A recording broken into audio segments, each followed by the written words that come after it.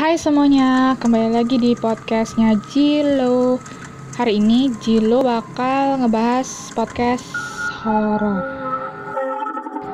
Jadi kita dapat cerita ini dari salah satu teman kita yang tinggal di asrama.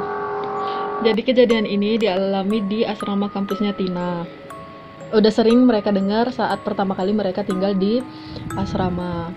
Puncak kejadian itu pada tahun 2013 dan 2014. Jadi saat tahun 2013-2014 itu seluruh penghuni asrama itu wajib tinggal di asrama. Mereka yang tinggal di asrama itu sering merasa ketakutan, termasuk penghuni asrama putra. Ini ada skema dari asrama kampusnya si Tina. Jadi di hari Minggu ada acara di luar kampus dan dia siap-siap di kamar. Kemudian pintu kamarnya dia kunci. Lalu dia mencari baju yang akan dia gunakan di lemarinya. Biasanya asrama itu sangat sepi di hari Minggu.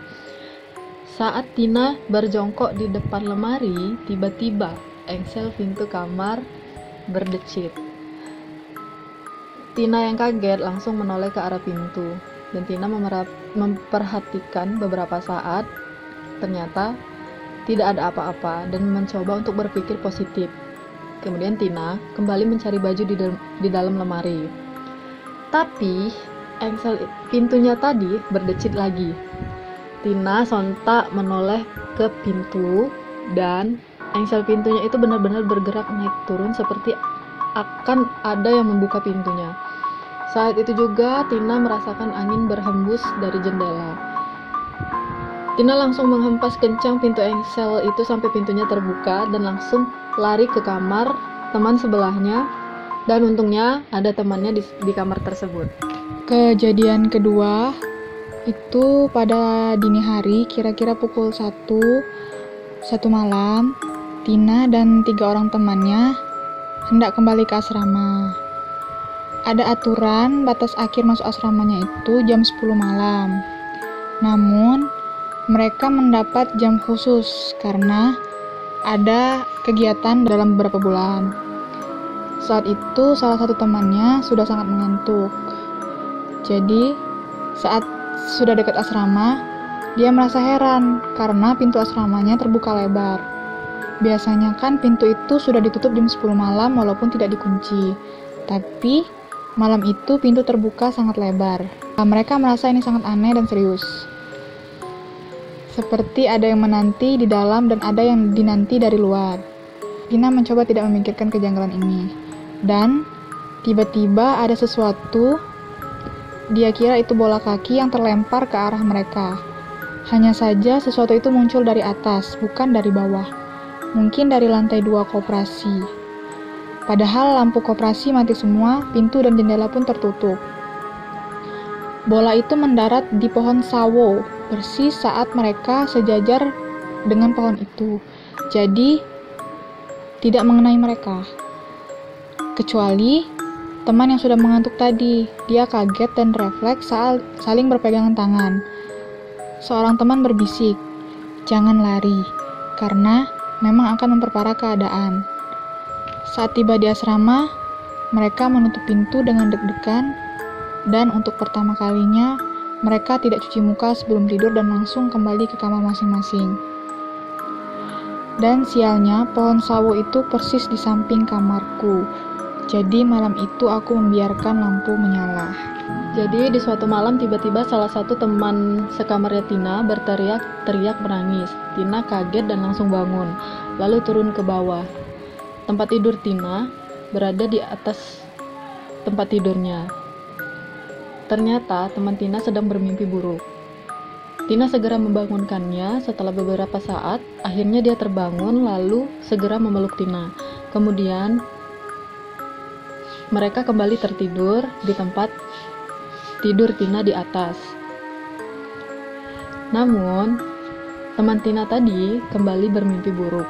Setelah membangunkannya, akhirnya mereka memutuskan untuk turun ke bawah dan tidak tidur lagi menunggu pagi. Saat itu baru pukul 4 pagi. Jadi mereka duduk di lantai dan bersandar ke tempat tidur mereka. Saat itulah Tina menoleh ke jendela dan ternyata jendela mereka sedikit terbuka, juga gordennya. Padahal jelas-jelas mereka selalu menutup jendela tersebut sebelum makan malam. Sebenarnya pada malam itu selain mereka berempat, ada 5 mahasiswi lainnya yang tidur di kamar mereka setelah semalaman menggosip. Tapi saat mereka terbangun hanya ada Tina dan 2 orang lainnya. Sisanya kabur. Ternyata malam itu tidak ada yang bisa tidur tenang di kamar kami. Jadi mereka memilih untuk kembali ke kamar mereka masing-masing, termasuk satu teman sekamar saya. Saya jadi teringat ada pesan turun-temurun di asrama. Jangan berisik di asrama atau akan ada yang merasa terganggu kemudian mengganggu balik. Kejadian yang selanjutnya ini diceritakan oleh penjaga asramanya Tina. Suatu malam, seperti biasa, sebelum tidur mereka mengadakan doa bersama di ruang tengah asrama. Karena akhir-akhir itu banyak mahasiswa yang sakit karena sering kurang tidur karena adanya gangguan-gangguan aneh.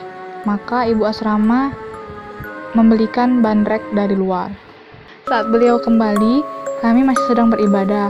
Jadi beliau menunggu di luar. Selesai ibadah, baru beliau bergabung dan mereka menikmati bandrek hangat itu. Beberapa waktu kemudian, barulah beliau cerita bahwa pada malam itu, saat mereka sedang beribadah, beliau melihat mereka dikelilingi bayangan seperti kabut hitam yang terus berputar-putar mengelilingi mereka. Itu sebabnya beliau menunggu di luar. Lalu pernah juga ada kejadian salah satu temannya yang sedang tidur siang dan sedang tidur di tempat Tina. Saat tiba-tiba terbangun dari tidur siangnya di suatu hari, dia kaget melihat ada bocah di kamar mereka. Dan tiba-tiba bocah tersebut melompat dari jendela kamarnya. Kamar mereka ada di lantai 2. Kemudian, loker sepatu kami yang berada di lantai 1 di pinggiran lantai, khususnya di tempat kami doa malam. Seringkali penghuni asrama itu mendengar pintu loker ini dibuka dan ditutup dengan sangat keras. Capstok handuk yang letaknya berada di teras luar asrama, pada malam hari itu sering sekali penghuni asrama mendengar capstok tersebut berdecit seperti ada yang menyeret, dan sebagian besar capstok itu terbuat dari aluminium dan banyak diantaranya yang sudah tidak memiliki karet atau plastik pengaman di kakinya. Beberapa penghuni asrama juga melihat dirinya sendiri sedang tertidur di atas tempat tidurnya saat kembali ke kamarnya di tengah malam dengan warna baju yang berbeda, tapi dia benar-benar yakin kalau itu memang penampakan dirinya sendiri. Pada saat liburan semester, sebagian mahasiswa itu pulang ke tempat masing-masing, ke daerah masing-masing. Jadi beberapa di antaranya masih tinggal di asrama karena ada yang magang di kampus untuk mengikuti ujian perbaikan nilai, dan juga atau memang mereka yang tidak ingin pulang. Ada 2 orang teman Tina selama beberapa hari. Mereka selalu ketakutan karena saat tengah malam sering mendengar suara kaki mondar-mandir di tangga yang tepat berada di depan kamar mereka. Bahkan mereka berdoa pun suara itu tidak segera hilang. Mungkin itu saja podcast kita kali ini. Jangan lupa buat di like, subscribe, dan komen buat kalian yang mau ikut bercerita. Dan bye-bye, terima kasih.